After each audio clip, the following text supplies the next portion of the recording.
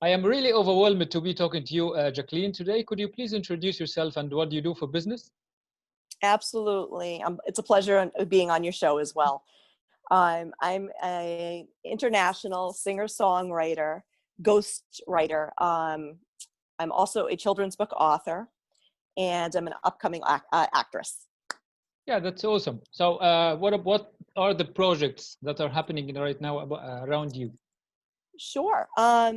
So I have a new song coming up, which is called "Let Me Love You," and it is with reggaeton artists Inusa Dawada and Papa Flava. And Inusa is from Germany, and Papa Flava is actually from Australia, and they're cousins. They're phenomenal artists. I'm very excited to be working with them. And we're also working with Divino Records. And Stefano is the head of Divino Records, who is actually producing the song. I've actually worked with him before. We did the song Silver Lining, and it's a beautiful song. This song is so much fun because it's, with everything going on in the world right now, it's bringing the interaction between racial discrimination together, and just, it's heartwarming to me. I love it. I love the fact, I'm able to work with so many different interracial people and just be able to have so much fun with it. I meet so many great people around the world. It's just, through music and through my journey with even acting coming up. It's inspirational to me, not just my fans, that it just feels really great. You're And really then my great. books, my book series, I actually have two pictures of the covers of the children's books. And these are the first two of the series. The first one is The Mystery of the Stinky Striped Sock. So these are just they're the colored cover drafts. I don't know if you can see the whole thing in there, but I can kind of zoom in. Yeah. And then this one is The Mystery of the Horrible Terrible. And I have a little description for each one of them too for you. Yeah, please go ahead. Sure. Let me see. I'll pull them out for you. Let's see here. Okay, so the description of The Mystery of the Stinky Striped Sock is, let's pull it up here. Have it in here somewhere. Right here. Okay, so The Mystery of the Horrible Terrible, this one, we'll do that one first, is a rhyming short story that shares a humorous view of a boy who thinks his shadow is awkward. The fun phrases in the story take its readers on a comical roller coaster of the boy's hilarious perception of both himself and his shadow. The comparisons will leave you anxiously awaiting the hilarious ending with a twist of imagination. This is book 2 of the Illustrate Me Scribble series, with more short stories to come. And then The Mystery of the Stinky Striped Sock is a quirky and humorous short story that will reel its readers in with its rhythmic, tongue-twisting phrases and comical endings. A stinky striped sock finds its way into and under peculiar places, leaving its stench for a nosy, floppy-eared dog to seek out. So whom does the stinky striped sock belong to, you might ask? That is left for the reader to share a good laugh while discovering who the culprit is. So they're really funny. They're a lot like Dr. Seuss style. And they work with children who have a lot of learning disabilities and reading and speech impediments, children who can't pronounce things well, children who just struggle in general to comprehend things. It makes it much more fun to bring it together with the funny phrases and little comical things in there that adults can understand too, but appropriate for children. So it's good for ages 4 through 10. Yeah, that's interesting. So, like, how much can fun play in the education of children? I believe it plays a huge role. I actually went to college for it, for early childhood developmental psychology. And what I found was with children who really struggle, they get so frustrated with themselves that unless it's made really interesting for them, in a way where they can relate, per se, something gross like gum on the bottom of a shoe, or something funny a parent does, they bump their head and they're like, oh, hee hee, they laugh at it. So you have to be relatable to that in that aspect. And then you can use some big words in the text as well. And then they'll be able to pick up what those big words are just through the funny play, hands-on play with the way they're saying it or being read to, something that's actually going to catch their ear and their eye at the same time. With my books, what they're going to be is they're actually going to be, the reason I called it the Scribble Me series is because the kids can actually color along to it and they can draw some of the illustrations. The illustrations are simple enough to where they will actually be able to draw along to it. And I find with children with learning disabilities, if they're able to actually draw with something when they're reading, it's more interesting to them because then it kind of comes to life. Yeah, like you get them to participate in the story as much as possible. Exactly. Yeah, like I can see that you are an expert in education as well. Thank you. Not quite an expert, but I have a little bit of concept as to how children work, and just raising my two children. My two kids were my biggest inspiration for the books. Fantastic. Let's get to your own childhood. Describe your childhood. How was it? I had a pretty good childhood considering. I was a very ill child. I had kidney reflux disease from the time I was born, actually until the time I had my first child. Technically, my son cured my kidney reflux disease miraculously. We have no idea how, but I suffered for a long time. I was in and out of children's hospital. Most of my life, I didn't have a normal childhood as far as being able to have, steady friends, someone I could call a best friend, because I was out of school so much that it not only affected my schoolwork, educationally, but socially. Socially, it really, it put a hold on my social life as a child. And because, kids didn't want another kid that would be in and out of school and, hey, my friend's not here today, so I'm going to go make another friend. So it was very stressful. I had two very loving parents, thankfully. My father was a doctor, so he was very nurturing in that form of taking me back and forth to when I needed hospital visits and things like that. But that definitely brought a lot of why I'm doing what I'm doing now into aspect, basically because I want to give back. I want to be able to help children who are ill, maybe some children in children's hospital. That's actually my next step, through my music and my books. How much is your childhood, let's say difficult times or challenges, reflected in your current career? It's quite a bit. Thankfully, I can honestly say I put forth a lot more towards my own children, knowing the fact that I suffered so much as a kid, with my illness. I really focus on my kids a lot, and most of my adult life since I've had my children, that's what I've focused on versus even my books, my music, anything, they come first. As far as from my childhood, I think a lot of my music comes from within. My pop piano album that I had written, which is called Pieces of Me, which is completely a solo album between my piano and myself and vocally. That was a lot about my life. A lot of the lyrics in that really speak as, the relationship between my parents.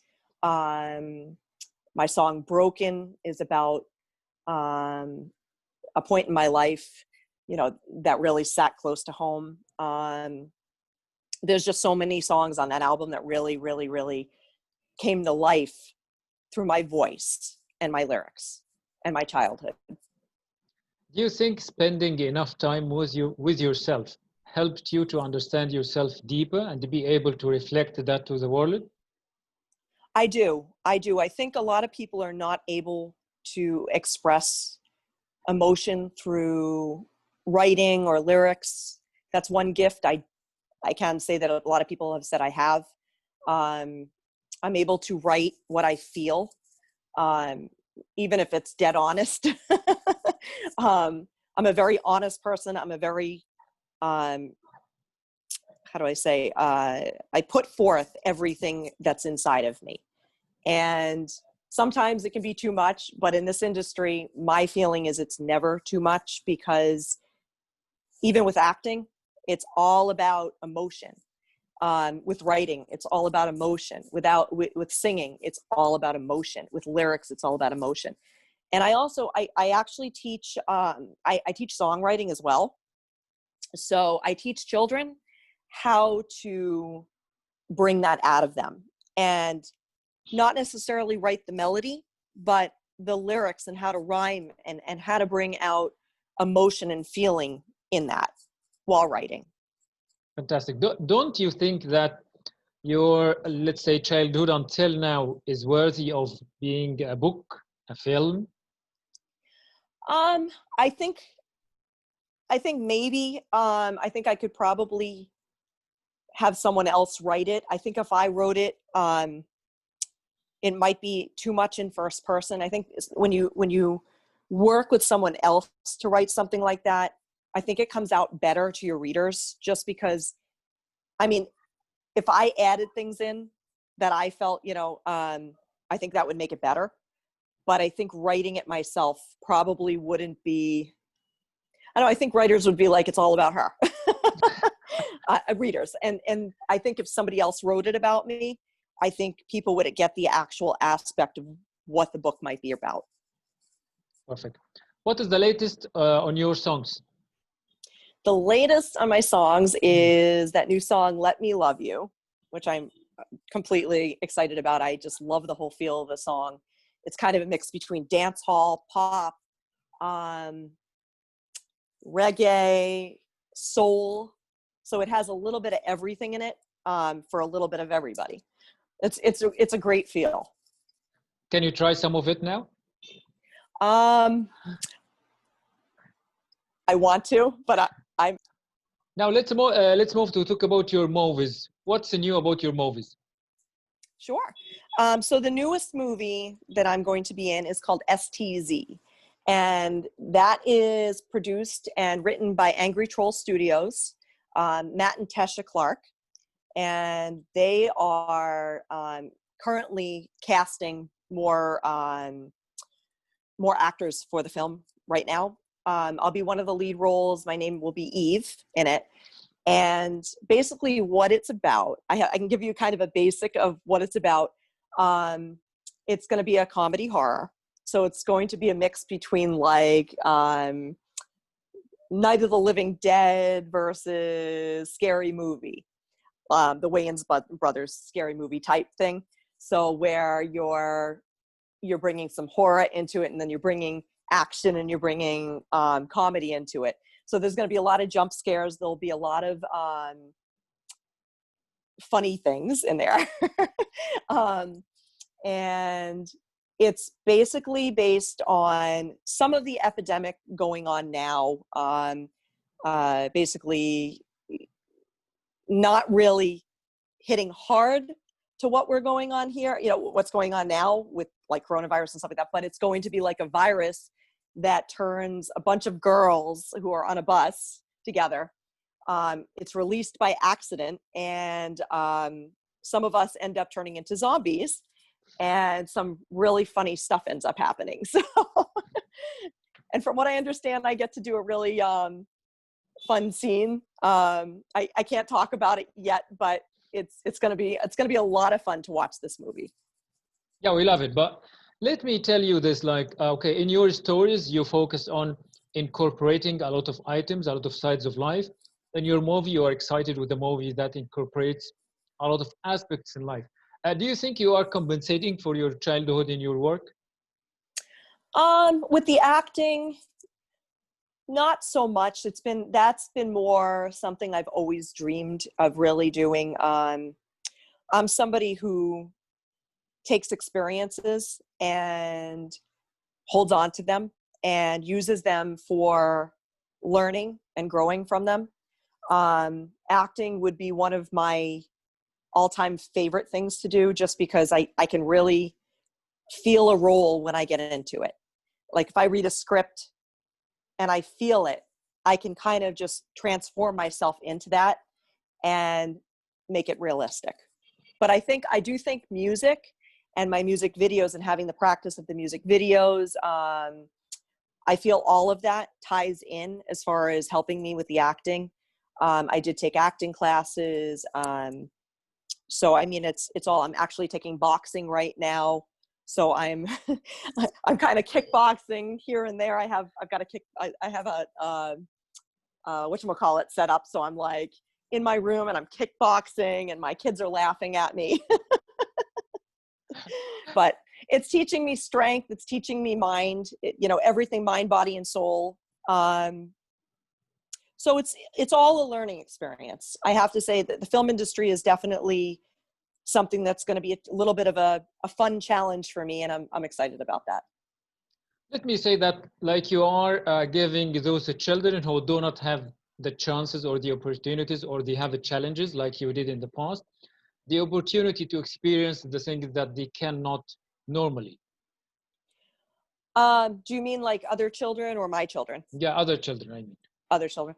I feel like with my music and my books, it will give an opportunity to other children to be able to experience a little bit of, a fantastical, I love that word, fantastical feeling outside of what they might be experiencing. Say they have a bad home life, or they've experienced trauma in their life, or they're ill. I feel that my music enables them to come out of reality a little bit and just kind of lay back and relax and say, hey, life isn't so bad. My books give that vibe too. They're funny. And I really feel between parent and child, they're going to be great to read. Let me ask you this question. Can you write a book that deals with harsh emotions, hard feelings, suffering, challenge? I can. I'm actually working on something completely different right now. It's actually a chapter book, and it's not about real life, but it has some of my aspects of my real life in it. I could actually foresee it being a Disney movie. It's much longer than my children's books. It's more geared toward teenage to young adult reading. And it's on that, I'm going to bring that word into this again, fantastical. It's almost like a mix between fairy tale yet reality today. Something you could take a walk back in your woods and kind of like imagine or find or come across. So it kind of gives you that idea. Let's say you are going to take a role in a movie, and the role contains like a challenge of these challenges. Like you are a mother with a child who has this, or you are a daughter and having the same problem. How would you be able to relive these situations? Well, when you read a script, you dig deep and you try to put yourself in that character. And I guess the best way, I can actually give you a kind of an example. My daughter was reading for a script, and she had to do a screen test with a taping, and she didn't know how to cry on camera. And so I said to her, I'm going to show you how to do this. And she looked at me and she said, "You almost made me cry." And I said, "Well, I'm showing you how I dig deep to be able to cry on film." And what you're really reaching for is you're reaching something, a difficult time in your life, or you're putting yourself in that character's predicament. And you kind of just imagine your feelings being that person's feelings. And that's, I guess, the best way to describe how you really pull like an emotional scene out of yourself and bring Fantastic. it to life. Yeah, and especially all of these fantastic efforts are worth awards. Thank you. Yeah. Could you explain more about what awards you have won? Yes, I've actually won one award for one of my songs, Just a Dream, which was produced and directed by Evo Records. The video was directed by Evo Records. That's on YouTube. That's on actually all digital stores. And I won a video award for it and a music award, an international music award for it. And my video award was for a local television station. And then I also won an award for an upcoming artist on VH1 for it. Yeah, congratulations. Thank you. Okay, now you have started from the childhood, let's say, success to now you are successful and have awards. What pushes you through the future? I think doubt. And the doubt isn't in myself. I've experienced doubt from some of the closest people in my life. And from anybody who's ever experienced that, it's very painful. But a lot of these people have said to me, you can't do it. You're not going to make it. You're not good enough. You just don't have what it takes. And I really think that motivates me more. I think that the best way of saying it, the haters motivate me. My children motivate me, though, in a positive aspect. My husband motivates me in a positive aspect. He's been wonderful. He's been very supportive my entire career, building it and everything. He's the one who's pushed me, to do things. Even with the film industry, he said, I know you've always wanted to do it. Go for it. Show these haters you can do it. But I mean, even the support of my fans, my best friend Gina, who lives next door, my other friend Lisa. I have so many friends that just, are loving and caring, and they're extremely supportive. They're extremely proud. So I guess it's a balance. It's really a balance between the people that doubt you and then the people that love you and really support you and push you through. And I find, believe it or not, I mean, a lot of people don't understand this, which I didn't understand at first. Some of my friends I actually call more family than my own family. I'm not talking about my husband and my children. Of course, they're my family, but like my best friend, Michelle in Texas, my friend Gina, my friend Lisa, they've been more like family. Some of them have been almost kind of like nurturing, like, parents to me, and like a sister. So I think what people really have to see when they're going forward with something is family is not always going to support you. They're not always going to believe in you. They're not always going to say, hey, I have your back, or, hey, I'm going to buy a book, or, hey, you're going to do great in the movies. I think you'd make an awesome actress. You got to look at your friends and your fans and the people that surround you that truly love you, and let them boost you up and let them, provide what you need as a balance in life. And yourself. You have to have you've got to learn self-respect and self-confidence too. Okay, let me ask you this question. Like you mentioned, your husband, your daughter, and your friend, another friend, like there are about 6 or 7 people that support you. Then on the Yes. other side, we have the haters, a plural now, like many people are on the negative side. Like only a small bunch of people can give you all of this energy, all of this positivity and optimism in your life? I think there's some people that can really do damage when they want to. When you have a lot of things going for you, a lot of people get jealous. Or they feel, hey, you're wasting your time. This is kind of a hobby more than a career. Which it did start out for me as a hobby. And then it just, I was never looking for anything to happen out of it. And then it kind of just blew up and became what it is, where I started working with labels, started writing children's books for fun, and people looked at them and read them and said, "You're really talented. You need to do something with these." And I said, "Really?" I had the doubt in myself. I never thought it was going to become something big. I thought I was going to be, hey, I'm working, teaching children, but I didn't know, hey, it's going to make money. It's going to get the attention of people. It's going to reel people in and say, "You're doing an awesome job. I love what you're doing. Keep it up. I want to buy one of your books. I want to buy your music." The emails, the messages I get from fans, I've actually broken down crying from some of the messages and emails because they're unbelievable. Like they're in a good way. They're wonderful. People telling me I healed them emotionally or healed them and helped them through cancer. Just so many incredible messages. It's amazing. And then you have the people on the other side that are hating on you or, trying to bring you down.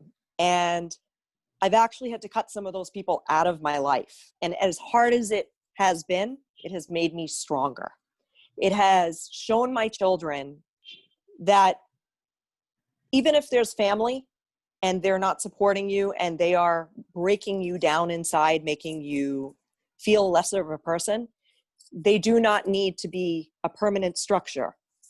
Sorry, I'm losing my voice a little bit. Yeah. Permanent structure in your life that control you. You have the ability to control who controls you.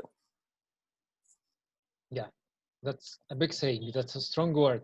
Okay. It is. And it's something I've had to learn, but. Yeah, really.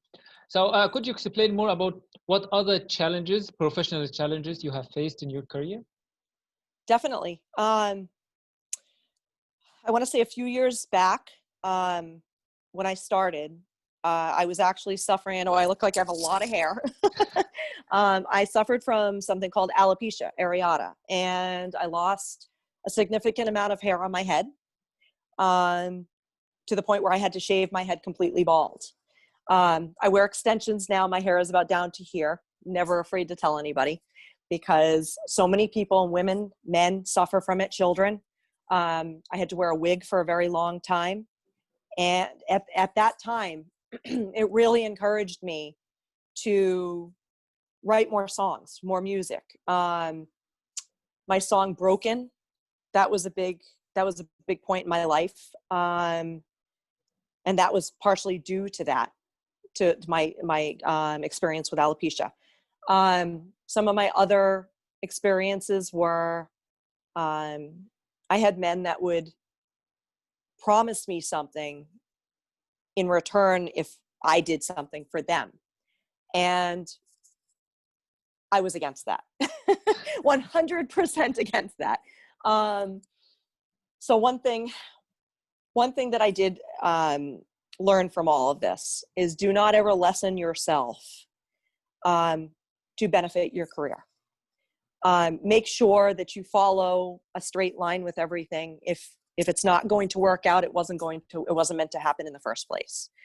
When one door closes, another one opens. I've always noticed that sometimes when I'm ready, this close to quitting, either singing or something, another door opens big. And another wonderful person comes into my life that I begin working with. And I've held a very strong relationship with a lot of the people I've worked with. I don't think there's one person I haven't stayed in touch with, especially through music. We have a close bond. We have a connection that not many other people can understand unless you're in that circle. Even the film team that I'm working with, they're a lot of fun. They joke around. They know how to have a good time. Even the actors. So I'm at a point in my life right now where I'm very happy with every aspect of where I'm at. Comfortable, happy, self-confident, and motivated. Fantastic. Okay, let me ask you this. What do you want the people to know about you that they don't already know? My side passion is photography. Some of those professional photos you guys see online, I actually take myself. Oh. Yes, a lot of my daughter's photos, I take myself, her headshots. I think it's because I really know how to view a subject. I look at their inner self and I position them in accordance to what I see. Even myself, when I take a picture of how I know I feel on the inside. And then when people make comments and things like that, like the ones of me sticking my tongue out or whatnot, that's how I felt in that moment. Some of my photos are professional, some of the ones I do myself. So, but I never tell which ones are which. So, but that's my side passion. I love photography and I love makeup artistry. I've actually offered to help on the set of the film, to do some of the makeup in the background when I'm not in the scenes. So we'll see what happens with that, but. Fantastic. What do you want to tell the people to inspire them?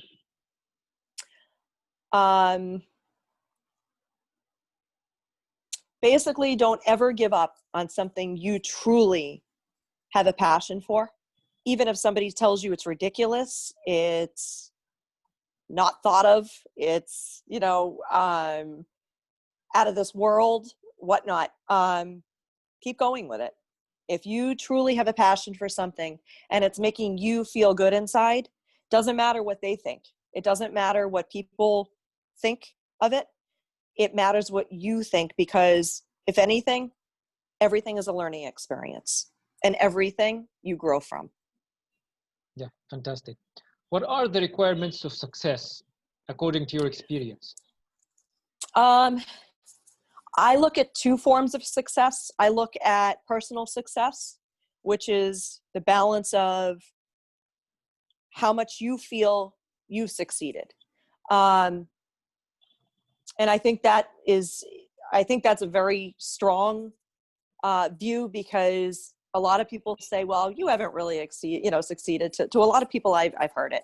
And I look at them and I say, do you feel you've succeeded? And they say, yes, I feel comfortable with what I've done so far, and I feel comfortable with learning and keep growing from it. And I think that's the biggest thing. If you feel you have grown from it and you feel you have accomplished something and you feel you are strong at what you did or have done up to a certain point, then I feel you've succeeded.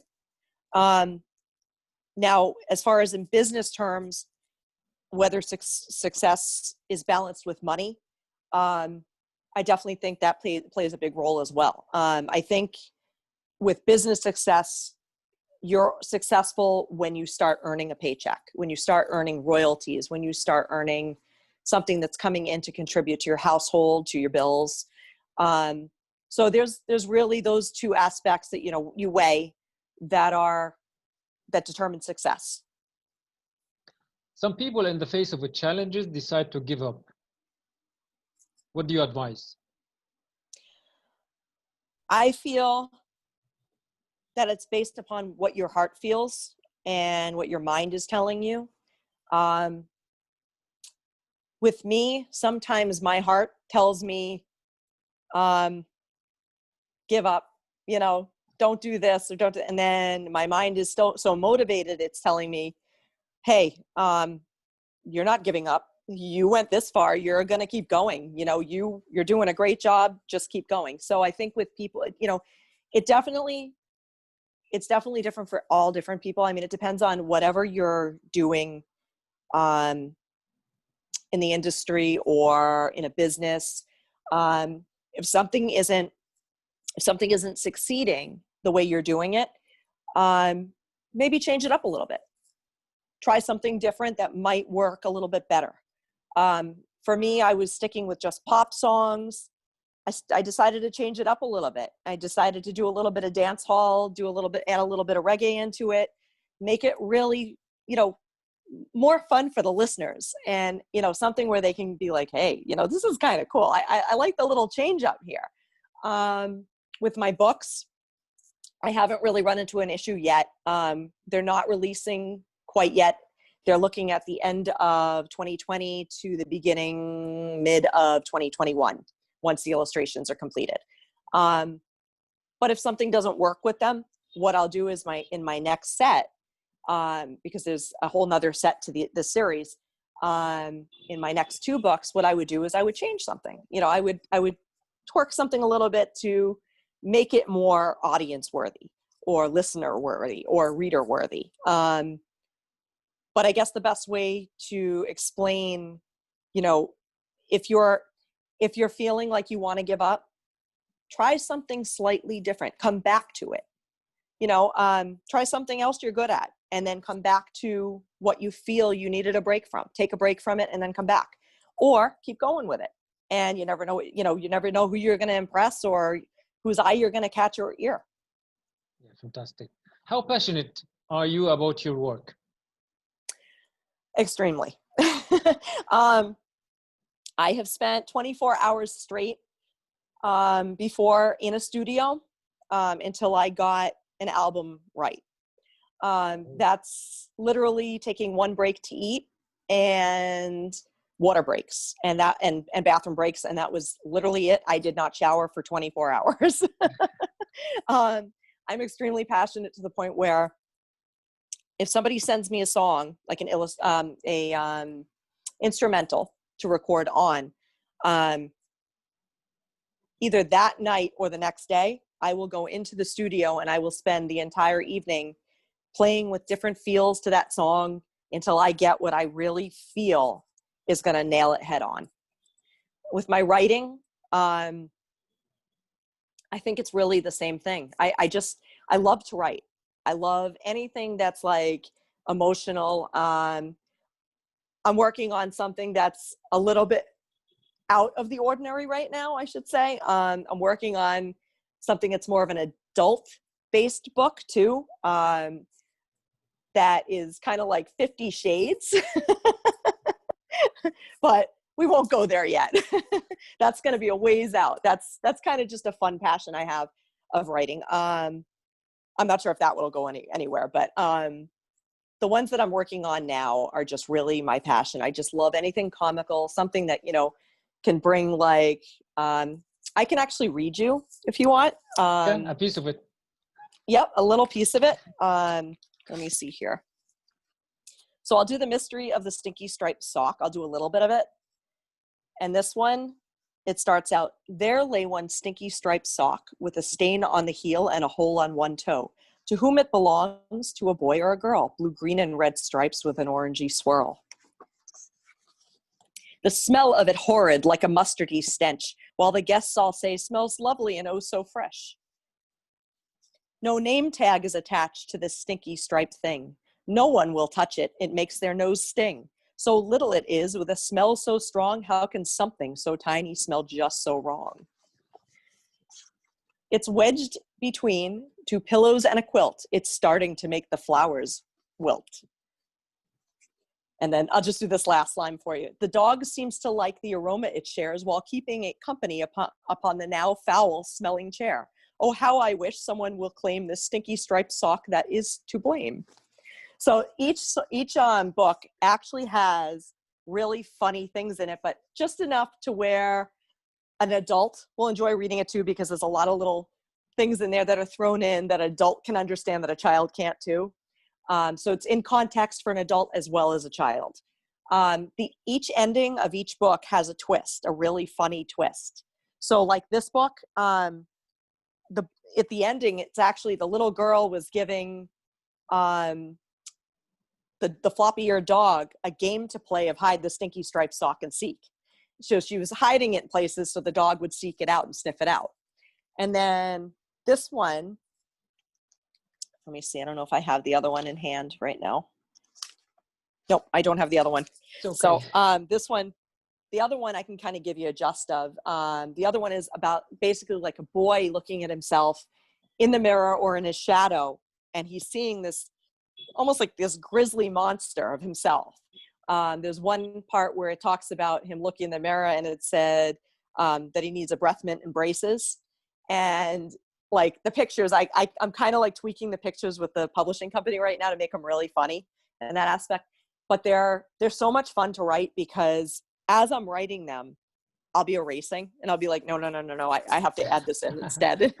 And then at the end, I'll kind of go back in once they're on my computer, and then I'll just be like, wait, I have something funnier to add in there, and I'll kind of tweak them a little bit. So they're a lot of fun. They do take me a little bit of time to write because I'm kind of a perfectionist, and I like to tweak everything so that it sounds just right. But I love writing them because they're really funny. What else would you like to say?